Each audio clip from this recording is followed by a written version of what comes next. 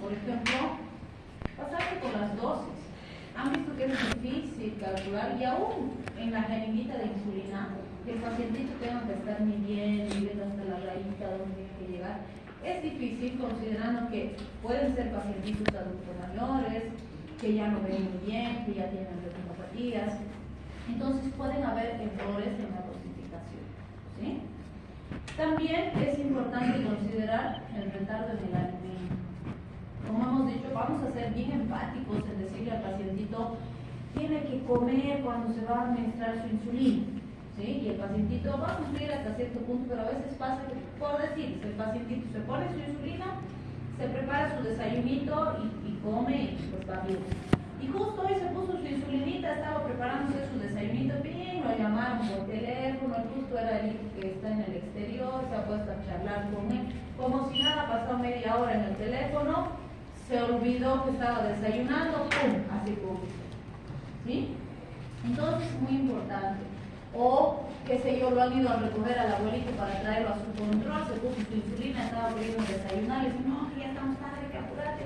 Y se lo han llevado rápido para salir y no ha desayunado por desayuno.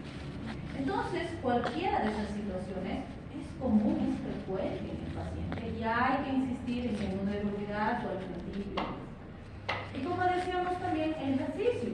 Suficiente que el pacientito no está adaptado a salir a caminar y hoy lo han llevado a caminar 3 horas, ya hizo más ejercicio de lo que habitualmente hace, ¿sí? Entonces, en ese caso habrá que considerar medir la glicemia, ver si necesita comer algún alimento o algo para estabilizarlo, ¿sí? Y bueno, algo importante y que además es muy útil es que un paciente que ya ha tenido hipoglicemia fácilmente se va a dar cuenta cuando su azúcar está baja, como dice el paciente, ¿no? Y dice, uy, se me ha bajado mi azúcar. Porque son síntomas bastante característicos. Primero el paciente va a sentir taquicardia, temblor y sudoración, que son características por una descarga simpática. Entonces el pacientito se siente agitado, se siente diaforético y le empiezan a temblar las manitos y se siente así ofuscado, vamos a decir. Además, por la descarga parasimpática suele tener náuseas y una sensación muy intensa de hambre. El paciente siente hambre, ¿sí? Entonces, cuando un pacientito ya ha tenido hipoglicemia y aparecen estos síntomas, se da cuenta, ¿no? Y rápidamente reacciona. Las primeras veces es probable que nos tomen desapercibidos, pero hay que explicarles. Si nosotros le decimos, si te sientes así, si te sientes de esta manera, puede ser que está bajando la glicemia. Si tenemos como medir con un glucómetro en la casa la glicemia, maravilloso, en cuestión de segundos medimos la glicemia y ya sabemos cómo proceder. Si no tenemos para medir, administramos directamente algo dulce. Por esta razón es que se le dice siempre que el paciente diabético tiene que tener un dulcecito, un chocolatito en el bolsillo.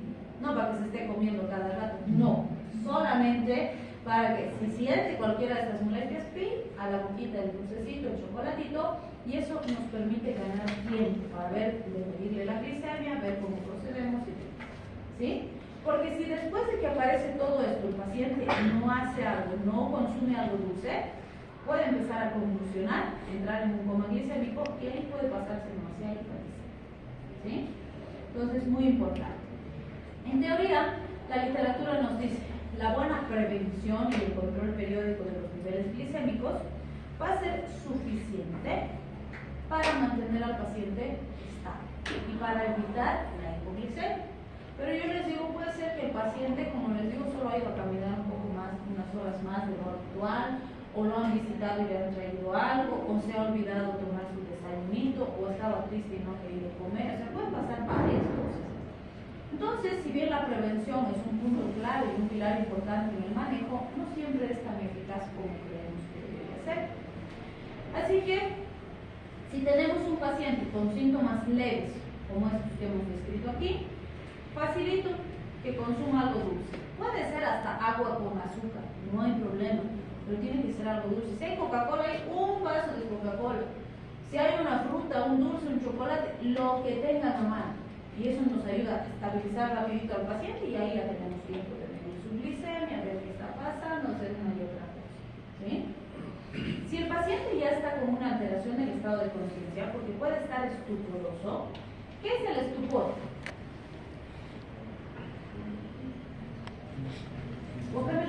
digo un paciente estuporoso.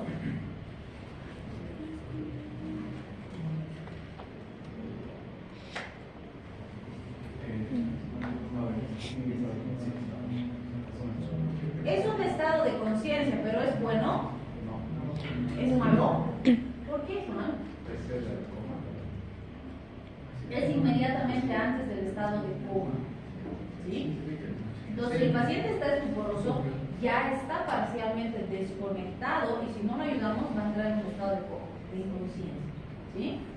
Entonces, cuando ya hay una alteración significativa del estado de conciencia, ya no le vamos a dar nada por vía oral, porque podemos complicar el cuadro. ¿Qué vamos a hacer? Le vamos a pasar un bolo intravenoso de 20 a 50 ml de solución glucosato. Y eso en 2 o 3 minutos. Y al paciente. ¿Sí? Eso hace que despierte el paciente, reaccione y otra vez ya hemos ganado el tiempo para ver que llevado al hospital o ver cómo lo estabilizamos en la casa y demás. ¿Sí? Entonces, vean, el manejo de una hipoglicemia no es complicado, pero el desafío fundamental es darnos cuenta cuándo se está presentando esa hipoglicemia, porque si nos atrasamos puede ser tarde. ¿Sí? Bien, otras complicaciones de las insulinas son estas. Por ejemplo, las reacciones inmunológicas. Son comunes las alergias, que pueden ser locales o sistémicas, mediadas por inmunoglobulinas. Si están mediadas por inmunoglobulinas E, son más complicadas que si están mediadas por inmunoglobulinas G, porque las G no nos traen grandes reacciones, no son más lentas, son menos ampulosas, son más fáciles de controlar. Pero las que son por IgE, pucha, son terribles. Y si no logramos controlar, lo más probable es que el paciente no pueda recibir insulina. Y eso es grave para su patología de base, ¿sí? Sí hay que probar, porque a veces no es a la insulina como tal la reacción, sino a algún compuesto de la marca que estamos usando. Entonces, a veces, si cambiamos de marca, entonces y tolera el paciente y podemos utilizar esa otra marca, ¿sí? Entonces hay que intentar. Otra complicación que cada vez está siendo más común, porque nos estamos olvidando de capacitar a nuestros pacientitos para la administración de insulina, es esta, la lipodistrofia, ¿sí?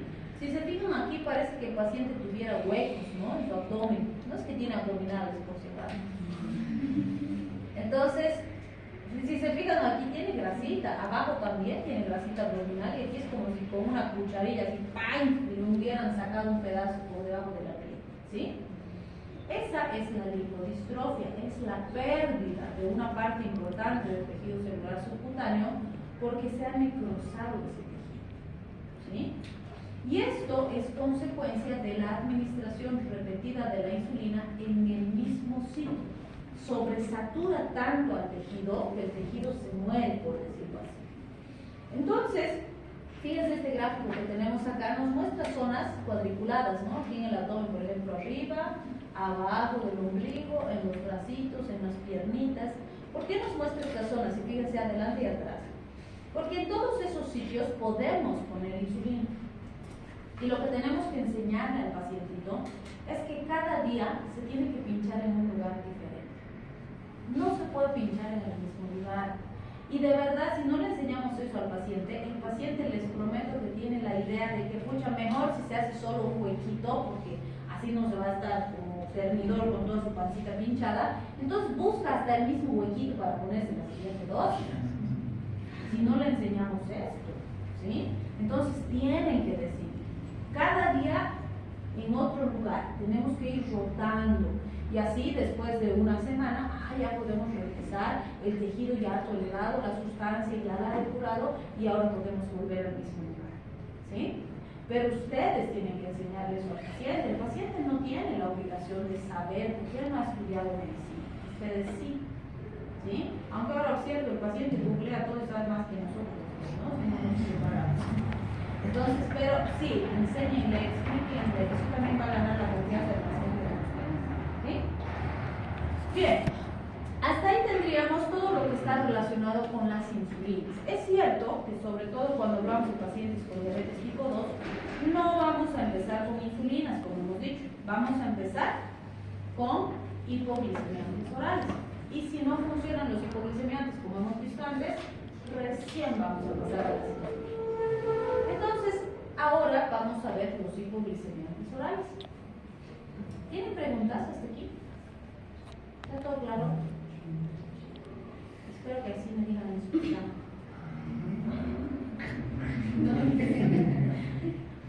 Entonces, ¿qué grupos vamos a ver acá? Tenemos los secretagogos de insulina, que ya hemos mencionado algunos en la parte inicial del tema, los inhibidores de la glucosidasa alfa, los análogos de los receptores GLP-1, estos son los que pues, están dando, diríamos, resultados muy interesantes en la actualidad. O sea, cada vez se ve la tendencia es usar más estos análogos del polipéptido glucanoide, las tiazolidinionas y las biguaninas. Entonces, estos son los grupos que vamos a ir revisando. Entonces, empezamos con las sulfonilureas. Cuando hablamos de las sulfonilureas, ya dijimos, ¿no? La glibenclamida es la más conocida de este grupo. Ahí está la glipizida, la glimetilida, entre otras. ¿Qué es lo que hacen estos? Ya hemos dicho antes, son secretagogos de insulina. ¿Qué significa eso? Van a cerrar los canales de potasio, eso va a despolarizar las células, se van a abrir los canales de calcio, va a entrar el calcio a nivel intracelular y ese va a ser el estímulo para que se secrete insulina. Entonces, ¿qué hacen estos? Aumentan la secreción de insulina en el paciente, ¿sí? Por eso decimos, van a bajar la concentración de glucosa circulante, claro, porque va a haber más insulina. Van a aumentar la formación de glucógeno, grasa y proteínas, por supuesto, eso es lo que habitualmente hace la insulina, ¿sí? Y van a producir un cambio en la expresión génica para potenciar su efectividad en su respuesta. De la que vamos a aprender las dosis de la glibenclamida, que es la que más se usa, como decíamos, ¿no? Se usa de 5 a 15 miligramos cada 24 horas. La mayoría de los pacientitos mantienen 5 miligramos cada 24 horas. 5 miligramitos y ya está, ¿sí? Pero si es necesario, puedo aumentar las dosis. Si hablamos del uso clínico, pues es diabetes tipo 2, su principal aplicación. Y como efectos adversos debemos cuidar la hipoglicemia y el incremento ponderal. Este es un punto bien importante que a veces nos olvidamos con la glibenclamida, el incremento ponderal. Este fármaco aumenta el peso del paciente, ¿sí? Entonces, si tengo, por ejemplo, un paciente que es obeso y que ha debutado con diabetes tipo 2, no es la mejor alternativa iniciar con glibenclamida, porque si bien me va a ayudar a controlar la glicemia, va a hacer que mi paciente aumente el peso, ¿sí? Entonces, glibenclamida solita, no, tal vez combinando glibenclamida con metformina, pero idealmente primero empezar con metformina o con otra alternativa, y cuando se controle mejor el peso, recién introducir la glibenclamida si fuera necesario, ¿sí? Bien, tenemos también las meglitinidas, donde están la tegrinida, repaglinida. Vamos a ver las dosis de repaglinida, que son de 0,5 miligramos, y se recomienda ir ajustando cada semana o cada 2 semanas. Podemos subir hasta 4 miligramos, que es lo más común, pero si fuera necesario podemos incluso llegar a 16 miligramos. Pero habitualmente no suelen usar más de 4 los pacientitos y van bastante bien. ¿Qué ventajas tenemos con las meglitinidas? Y también hay tendencia en varios países de empezar a usar más meglitinidas que sulfonilurias, porque tienen mecanismo de acción muy parecido al de las sulfonilurias, comparten algunos sitios de aplicación en los receptores, pero la diferencia es que no producen el incremento ponderal que producen las sulfonilurias, es decir, si bajan la concentración de glucosa, aumentan la formación de glucógeno, de grasa, de proteínas, producen la regulación génica, pero no aumentan el peso.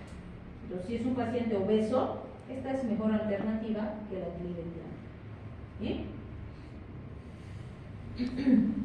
Dentro de las biguanidas, que es otro de los grupos más importantes manejados en nuestro medio, tenemos a la metformina, que pues les decía en algún momento, ¿no? En algunos países se ha dejado de usar metformina por su toxicidad, pero aquí se usa. Es más, estos últimos años se ha empezado a usar en cuadros que antes no usábamos, como por ejemplo el tratamiento de la obesidad, el ovario poliquístico, cuadros que antes no usábamos metformina, ¿no? Y se está usando cada vez más. Entonces, ¿qué hace la metformina? Disminuye la gluconeogénesis a nivel hepático y a nivel renal, aumenta la glucólisis en los tejidos, pero sobre todo aumenta la sensibilidad a la insulina de los receptores. Por eso es que decimos, si el problema es resistencia a la insulina, la mejor alternativa que tenemos es metformina, porque baja la resistencia a la insulina. ¿Sí? La dosis es de 500 miligramos hasta 1000 miligramos en 2 administraciones diarias. Lo común es empezar con 500. Incluso, les digo, tenemos ya presentaciones farmacológicas, es decir, laboratorios, que ya tienen preparada la metformina combinada con la glibencolamida, perdón. Por ejemplo, tenemos el famoso Glucovance, que es de Bagó, ¿no? Tenemos Glucovance 505. ¿Por qué es 505? Porque trae 500 de metformina y 5 de glibencolamina, ¿no? O tenemos la de 805, que trae 800 de metformina y 5 de glibencolamina. Ya viene junto, cosa que el paciente toma en una sola dosis los dos fármacos, ¿sí? Pero ustedes lo que tienen que hacer es probar la respuesta del paciente. Porque hay pacientitos que toman junto y no les sienta bien. El nivel glicémico sigue alto, además no toleran bien, tienen más efectos adversos y toleran mejor separado. Por ejemplo, antes del desayuno toma su glibenclamida, después de su almuerzo toma su metformina. Y así tolera mejor y maneja mejores niveles glicémicos, ¿sí? Entonces, para cada paciente hay que individualizar. Sí es importante con la metformina principalmente recomendarle al pacientito que debe tomar después de consumir alimentos, porque el efecto hipoglicemiante de la metformina es bastante significativo. Entonces sí, hay pacientes que se sienten débiles, se quieren desmayar después de tomar su metformina, porque tienen que comer bien cuando toma la metformina, ¿sí? Y eso es una recomendación bien importante. En los pacientes que están bajando de peso también no se suele usar en general solita la metformina. Los endocrinólogos son los que han introducido este manejo y suelen asociar la metformina con hormonas tiroideas, hormonas de crecimiento y con anorexigénicos como las anfetaminas, por ejemplo, para inhibir el apetito del paciente, y eso tiene que ir acompañado de regímenes muy estrictos de dieta y de actividad física, ¿no? En pacientes que con otras alternativas han fracasado el descenso de peso. Sí estamos teniendo problemas de toxicidad, sobre todo de lesión renal y hepática, en jovencitas que han visto un TikTok que dice que la metformina baja de peso y han empezado a tomar como tostado metformina hasta que se han lesionado un órgano vital, ¿sí? Entonces no se debe tomar sin vigilancia. ¿Que van a bajar de peso los pacientes que usan metformina? Claro que sí, porque la metformina, entre comillas, hace que el organismo del paciente empiece a quemar sus reservas, ¿sí? Moviliza, hace que el cuerpo gaste las reservas. Entonces, por eso es que se ha introducido en este tipo de tratamientos, pero tiene que ser supervisado, porque el efecto es fuerte y los efectos adversos son bastante peligrosos. Van a ver los que vamos a mencionar, y justamente por eso en varios países se ha dejado usar metformina, aún en el paciente diabético, ¿sí?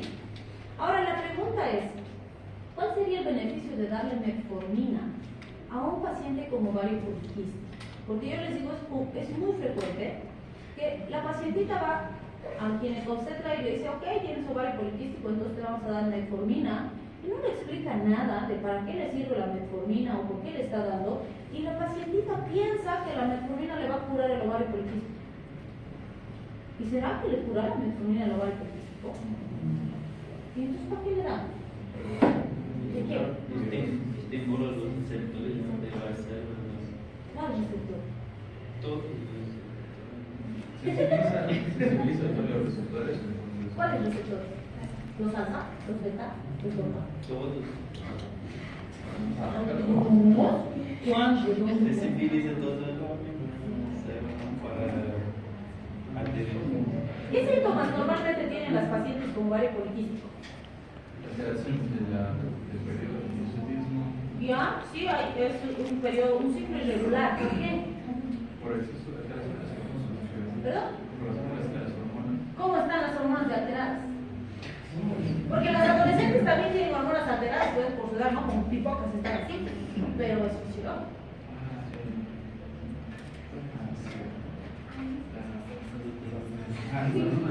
Y ¿Les crece más barba? ¿Engordan más? ¿Tienen más acné? ¿Por qué? ¿Cuáles hormonas? Las pinches hormonas masculinas, pues, son características de hormonas androgénicas. Y los quistes de ovario producen mayor cantidad de hormonas androgénicas que no son propias de nosotras. ¿Sí? Y además, como las hormonas androgénicas son esteroides, ¿qué van a producir en relación a insulina o a glicemia? Resistencia a la insulina. ¿Sí? Entonces, la razón por la que la metformina es útil en ovario poliquístico es porque previene la diabetes, disminuye la resistencia a la insulina y mejora el metabolismo energético. ¿Pero va a curar el ovario poliquístico? No. ¿Está solucionando las hormonas que hay de más por ahí? No. El tratamiento del ovario poliquístico se debe hacer también, aparte de darle metformina. ¿Sí? Que en general es hormonal, si no resulta, puede ser quirúrgico, depende de cuántos quistes hay, sus características, sus tamaños y un montón de otras cosas. ¿Sí? Pero la metformina no va a hacer que desaparezcan los quistes. Entonces, sí hay que manejar bien y explicarle bien al pacientito todos esos elementos. ¿Sí? Muy bien. Entonces, fíjense sus efectos adversos. Puede producir alteraciones gastrointestinales. Absolutamente, la metformina es súper gastrotóxica. Es muy común que el pacientito tenga epigastralgia, reflujo, gastritis, o sea, todo lo que hemos visto con las gastritis, puede tener por la propia metformina. Si molesta mucho, hay que usar inhibidor de bomba de protones, protectorcito gástrico. ¿Sí? Puede generar acidosis láctica. ¿Sí? Eso es muy importante y eso puede producir lesiones musculares, lesiones celulares, y eso hay que vigilar. No se debe dar si el paciente ya tiene insuficiencia renal, insuficiencia hepática o insuficiencia cardíaca, porque es muy tóxico para estos órganos. El hígado de un paciente que va a recibir metformina, tenemos que tener un perfil hepático, idealmente una ecografía abdominal, antes de iniciar la metformina. ¿Sí? Porque el riesgo de lesión hepática es importante. También es importante considerar que puede producir estados hipóxicos, acidóticos, y si el paciente tiene alcoholismo, está contraindicado usar metformina, porque se nos complica el día. ¿Sí? Y por supuesto, debemos evitar cualquier otro fármaco hepatotóxico. ¿Se dan cuenta? O sea, es buen fármaco, pero tiene varios elementos de riesgo que se deben vigilar cuando se usa el fármaco. Y si no se hace con cuidado, puede ser catastrófico para el paciente. ¿Sí? Bien. Tenemos también las tiazoledinediones. Cuando hablamos de estos fármacos, vemos la rosglitazona, la pioglitazona, de la que vamos a ver las dosis de la pioglitazona, que se usa de 15 a 30 miligramos en una sola administración diaria. Se puede subir hasta 45 si fuera necesario, pero lo habitual es manejar con dosis de 15 miligramos y va bastante bien. ¿Sí? ¿Qué es lo que hacen las tiazoledinediones? Regulan la expresión genética de la célula, actuando en los receptores PPAR gamma y PPAR alfa, y de esa forma bajan la resistencia a la insulina, así que los receptores capten mejor la insulina. Aumenta la captación de glucosa, porque si la insulina está actuando mejor en sus receptores, pues la célula va a captar mejor la glucosa. Eso va a aumentar el metabolismo de la misma, va a disminuir la gluconeogénesis hepática, va a disminuir la grasa corporal visceral, pero va a aumentar la grasa subcutánea.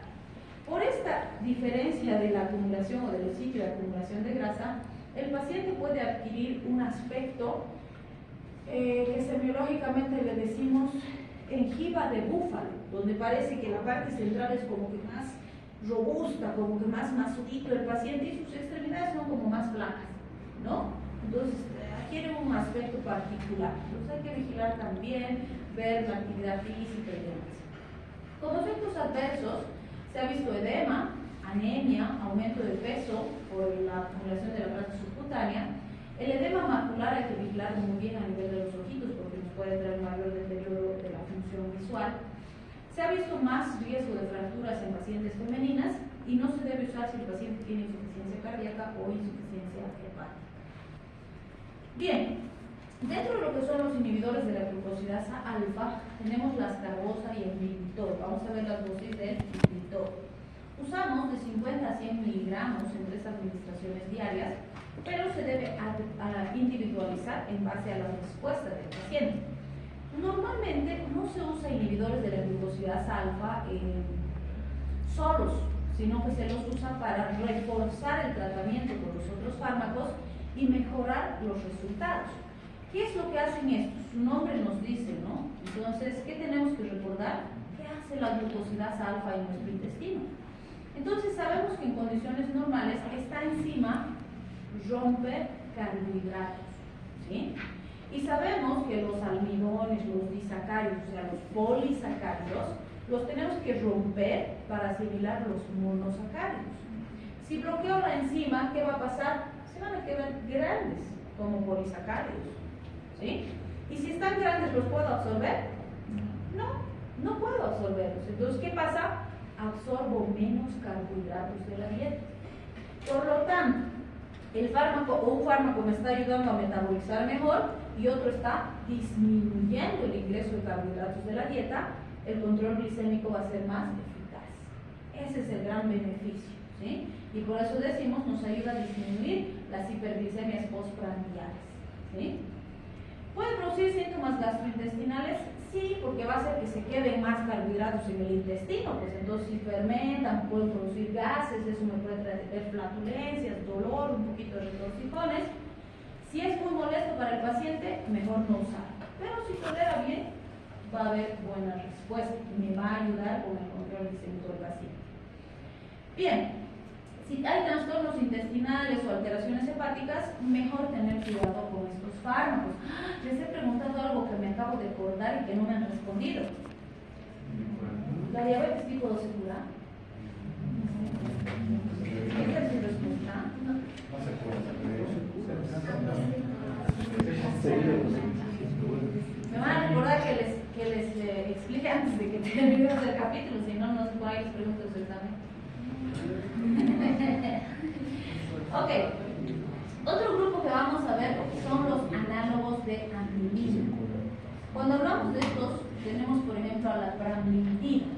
Estos vamos a ver que se fijan a los receptores de amilina. ¿Para qué dijimos que servía la amilina? O fisiológicamente, ¿para qué sirve la amilina?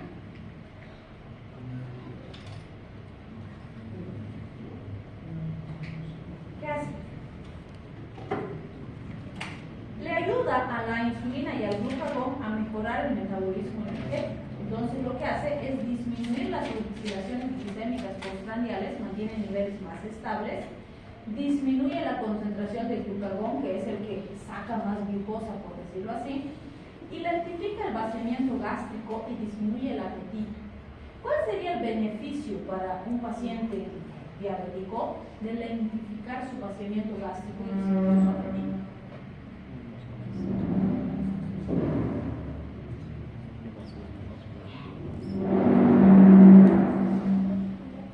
Come menos carbohidratos y hay menos aporte glicémico a su organismo, pues, ¿sí? Entonces ese es el beneficio. Sirve para diabetes tipo 1 y tipo 2, se administra subcutáneo, o sea, es un tratamiento parenteral que puedo asociar con los otros tratamientos que tengo para diabetes, ¿sí? Se usa 0.6 a 1 miligramos por ml, que sería 60 a 120 microgramos en la población. Como efectos adversos con pramlintida tenemos náuseas, anorexia, hipoglicemia, cefalea, pues hay que cuidar de estas características al paciente. Como les decía, es el grupo que está teniendo resultados muy interesantes en la actualidad y que muchos están empezando a usar estos, incluso a sustituir la glibenclamida, por ejemplo, en el manejo de pacientes con diabetes. Son los famosos fármacos basados en incretina, los análogos del péptido similar al glucagón, del tipo 1, eso es lo que significa la sigla GLP-1, ¿no? Entonces, estos análogos del péptido similar al glucagón existen para administración semanales y para administraciones diarias. Aquí, por ejemplo, fíjense, está la semaglutida, la liraglutida. Han debido escuchar estas, porque estas son de las que más se está haciendo propaganda. O, ¿qué se llama? No olvidar los nombres comerciales que han estado en el Face, están bombardeando y en Instagram y demás. con estos famosos lapiceros, ¿no? Que dicen para bajar de peso, ¿no? El Ozempic, todos estos son estos fármacos, ¿sí? Que en realidad han sido diseñados para el tratamiento de la diabetes. Entonces, claro, se puede administrar dosis semanales o se pueden administrar dosis diarias, dependiendo del compuesto específico que estemos utilizando. ¿Y qué es lo que van a hacer? Van a ser análogos del polipéptido glucanoide o análogos del glucagón, como decimos, y van a bajar las oscilaciones glicémicas postprandiales, igual que los anteriores, disminuyen las concentraciones de glucagón y aumentan la liberación de insulina liberada por glucosa. Vale decir, aceleran el metabolismo, obligando al propio organismo a quemar sus reservas, similar a lo que veíamos con la metformina. ¿Que eso puede producir disminución de peso del paciente? Sí. ¿Pero hay riesgo de hipoglicemia? Por supuesto que sí. Cierto que el riesgo con estos es más bajito que con las insulinas, pero hay que tener mucho cuidado porque justamente con el Ozempic y con estos otros que han estado apareciendo, y si se han dado cuenta en este último mes ha sido un montón en todos lados que están distribuyendo en el país, ¿no? Ya tenemos el antecedente de que en Perú, en Brasil han estado falsificando estos, porque obviamente estos fármacos son más costosos porque son últimos. ¿Y qué han estado haciendo los comerciantes inescrupulosos que siempre decimos que se aprovechan de la necesidad de la población? Han estado preparando los lapiceros con insulina. Entonces han empezado a llegar pacientes con hipoglicemias y súper descompensados porque se han estado pinchando pensando que es análogo del GLP-1, insulina. Y a ver a un paciente que no tiene diabetes, le pincharemos insulina, se puede morir. ¿Se dan cuenta del riesgo? Entonces sí están usando mucho o haciendo muchos de estos fármacos fraudulentos. Hay que tener cuidado de dónde se compra y que sean de una marca conocida y demás, ¿sí? Que sí tiene buena efectividad, sí, como les digo, incluso en los pacientitos diabéticos se está logrando un mejor control glicémico con estos compuestos, ¿sí? Bien, como efectos adversos puede haber náuseas, cefalea, vómitos, anorexia, la disminución de peso, eso es lo que se está ahora marketineando, vamos a decir, pero fíjense, también pueden producir pancreatitis, que es una de sus complicaciones más peligrosas y más raras, vamos a decir, porque no se ha usado mucho. Pero en estos que están queriendo bajar de peso, y la tendencia de las personas que quieren bajar de peso, no se olviden que es de sobredosificarse. Porque se ponen uno al día, como dice, ven que bajan de peso y dicen, wow, si me pongo 2 al día voy a bajar el doble. Y ahí sí, ¿no? Entonces hay que tener bastante cuidado porque como en nuestro medio nadie controla por la venta de fármacos, se compra un montón de cosas en línea y nadie controla. Entonces la población tiene acceso a todas estas cosas que pueden ser peligrosas usadas de forma inapropiada, ¿sí? Entonces sí son de este grupo esos preparados. Se pueden usar en diabéticos tipo 2. Tenemos parenteral de 5 a 10 microgramos y se recomienda 2 administraciones diarias, o bueno, dependiendo del compuesto, ¿no? Uno se puede administrar una vez a la semana inclusive y van bastante bien dependiendo de las características de las moléculas.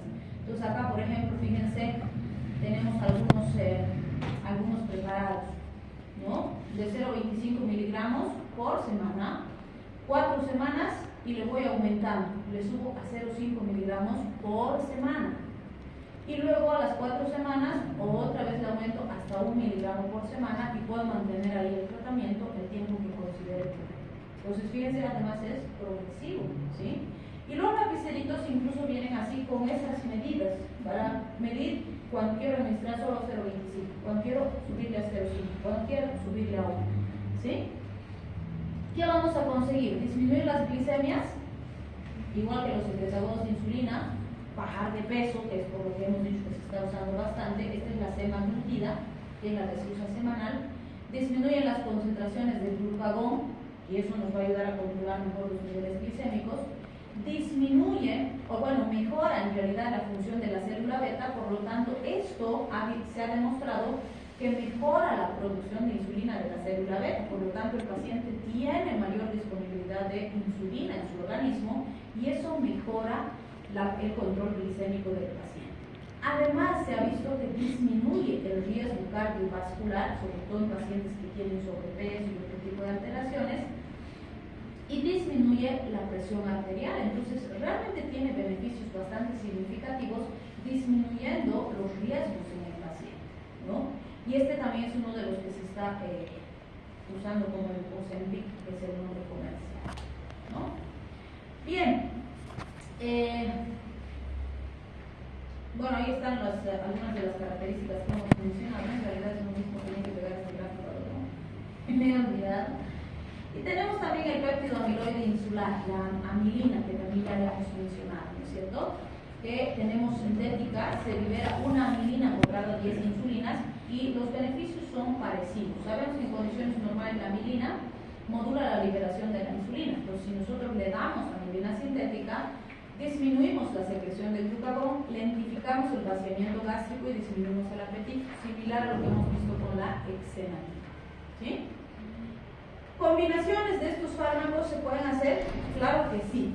La razón para hacer combinaciones farmacológicas siempre está en relación al fracaso terapéutico con un solo fármaco.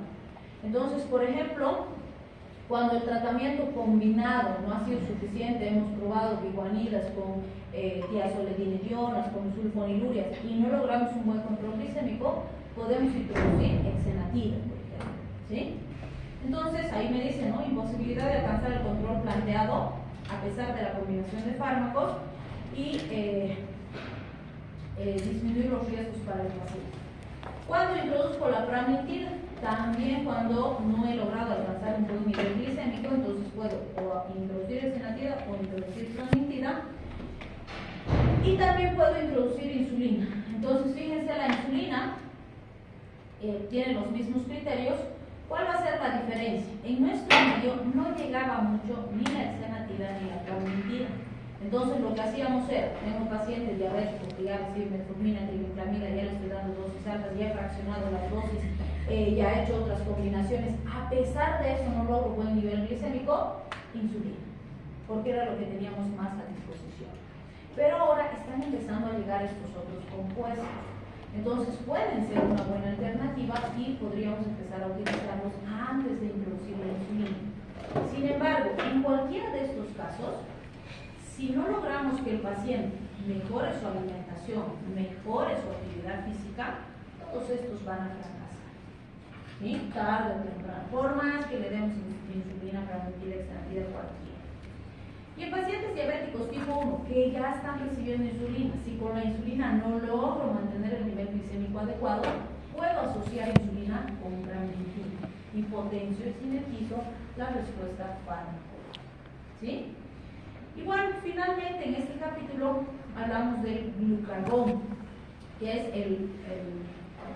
el antagónico, diríamos, de la insulina. Nos sabemos que el glucagón se sintetiza en las células alfa de los islotes de Langerhans. Es uno de los precursores intermedios de la glicentina. El hígado, el riñón, el plasma y los sitios receptores hísticos van a degradar ampliamente a este glucagón y su vida media es entre 3 a 6 minutos. ¿Para qué sirve el glucagón? ¿Cuáles son sus efectos? Esto recordamos rápidamente para entender cuándo puedo usar glucagón.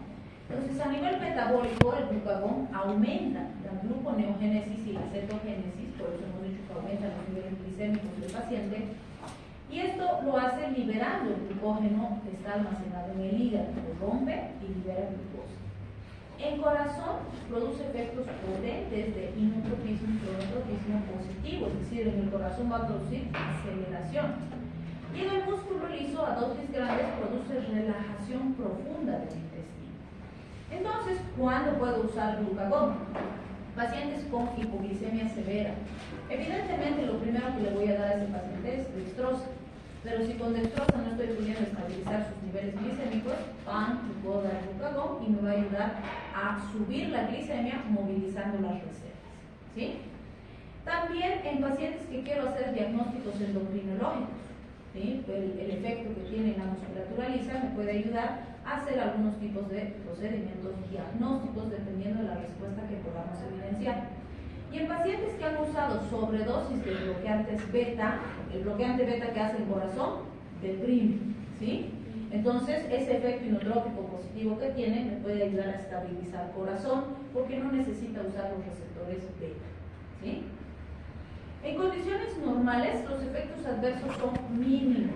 Pueden haber náuseas transitorias, vómitos ocasionales, pero en general no se presentan, y si se presentan suelen ser de baja intensidad. Ya, no van a estar el jueves.